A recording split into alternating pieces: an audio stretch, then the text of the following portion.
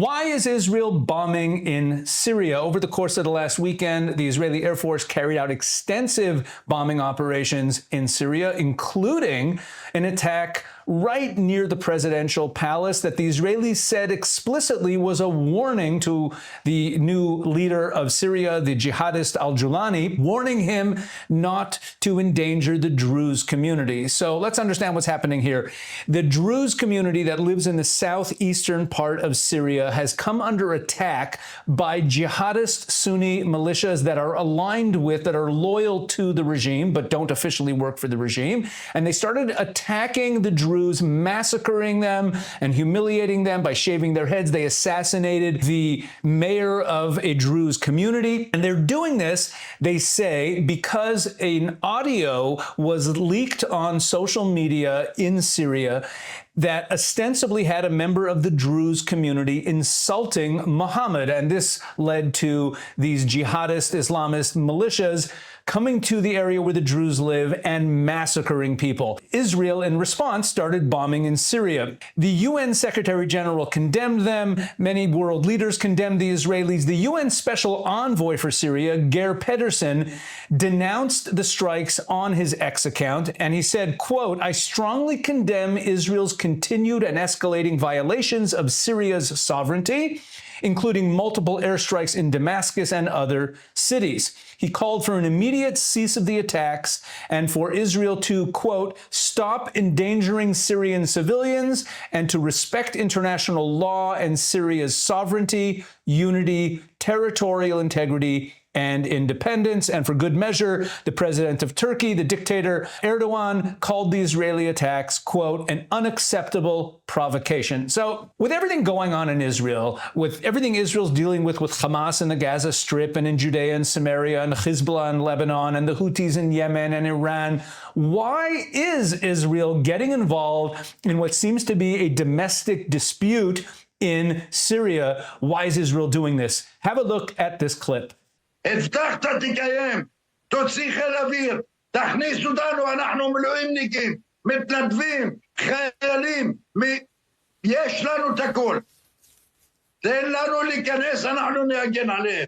אנחנו נדע איך לעשות את זה, אבל להפקיר את העדה שלנו, שאתה הבטחת לשמור עליה, להגן עליה, גם זה לא ניתן לך הפעם. Make sure to go into the description of this video below and download the free ebook that is available there. This is a collection of columns that I've published over the course of the last year and a half since the beginning of the October 7th war. It gives you a feel for everything we've been through in this war. So go ahead and download that ebook. So what you saw in that clip is a prominent Druze journalist who is calling on Prime Minister Netanyahu, calling on the Israeli government, on the IDF, to do more to protect the Druze community in Syria. And he went even further and called on the Israelis to allow Israeli Druze who are trained combat soldiers in the IDF, who are IDF reservists, to allow them to go into Syria to protect the Druze community there. And this is a pretty powerful statement. The Druze community in Israel serves in the IDF. They're loyal Israeli citizens, and a lot of them are elite combat soldiers. But it's not only this journalist. There were also widespread demonstrations in the northern part of Israel. The Druze community was demonstrating over the course of the weekend, calling on the Israeli government to do more to intervene on behalf of the Druze community. And Muwaffaq Tarif, who is the leader of the Druze community in Israel, he's the most prominent leader of the Druze community, called on Israel and the Jews around the world and the international community to act now immediately to prevent a massacre. Quote, "Israel must not stand by in the face of events unfolding as we speak. Israeli leaders, you must take on the burden of action." That's Muwaffaq Tarif, the leader of the Druze community in Israel. So here you have the Druze community calling on the Israelis to intervene on behalf of the Druze in southeast Syria. But it's not only the Druze in Israel who are calling on the Israelis to protect the Druze in Syria. Have a look at this clip. نتنياهو لم تلتزم بوعودك. نحن في محنة. إذا أردتم الوقوف معنا سيكون بشارة خير للمستقبل. وممكن التعامل معكم بسلام في المستقبل. وإذا لم يتم ذلك ستكون الأمور سيئة جدا على عموم سوريا وعلى علاقة الشراكة المستقبلية التي تطمحون لها ونحن نطمح لها. That was a Druze resident of Suwaida, which is the area under attack in southeast Syria. His voice was muffled there for his own protection. And here he is also calling on Prime Minister Netanyahu, calling on the Israelis to intervene and protect the Druze community. Now, I should add that Israel did not only respond by carrying out airstrikes against Syrian military positions and warning the Syrian leader al-Julani to lay off of the Druze and to protect the Druze. The Israelis also arranged for large quantities of humanitarian aid to be flown in. The Israeli Air Force flew humanitarian aid into the Druze community. I have to emphasize here that Druze in Syria and the Druze in Israel are the same community. They're the same family. They're the same clans. This is a small ethnic group. There's only about 1 million Druze in the world. Most of them live in Syria. There's some in Lebanon and some in Israel.